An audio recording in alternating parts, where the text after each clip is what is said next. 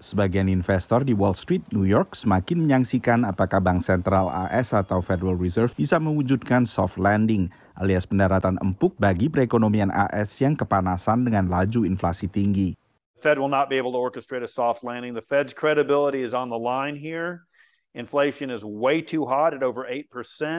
Historically, it has taken as long as 10 years for economies to bring inflation down to 2% once it exceeds 5%. The Fed is still talking about a 2% target. They're still being very aggressive. We're hearing that from all the Fed speakers on the tape. The terminal Fed funds rate is probably going to be somewhere in the neighborhood of 5%, and that's going to require some additional movement by the Fed. Data terbaru seputar inflasi, indeks harga konsumen tetap relatif panas. I think expectations are for the Fed to be tightening all through next year. If that's the case, we think the market will continue to trend lower. However, if we get to the middle of next year, Fed funds rates at 5.5, inflation seems to be somewhat contained.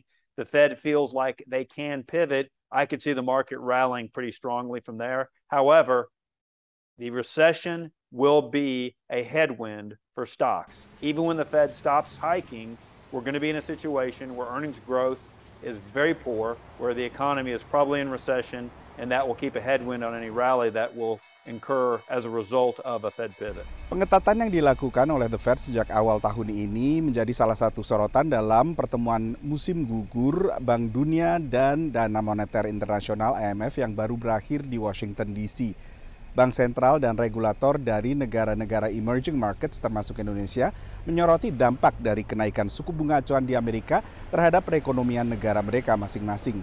Salah satunya adalah semakin menguatnya nilai dolar AS. The overarching concern is, yes, well, they're trying to focus on the United States very specifically by raising interest rates, getting that terminal rate, and I don't even think they even know ultimately where it's going to end up. We can't just think U.S.-centric. Globally, if we think about it, what the U.S. dollar is doing as a result of raising interest rates here in the United States is a wrecking ball around the world.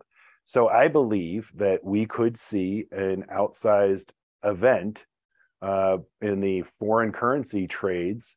You're seeing signs of that sort of creep up because of other countries have to deal with the strong dollar. And the dollar has been persistently strong simply because the Federal Reserve has consistently raised interest rates here.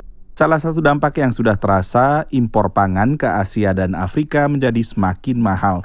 Dari Washington DC, Nova Purwadi dan tim VOA.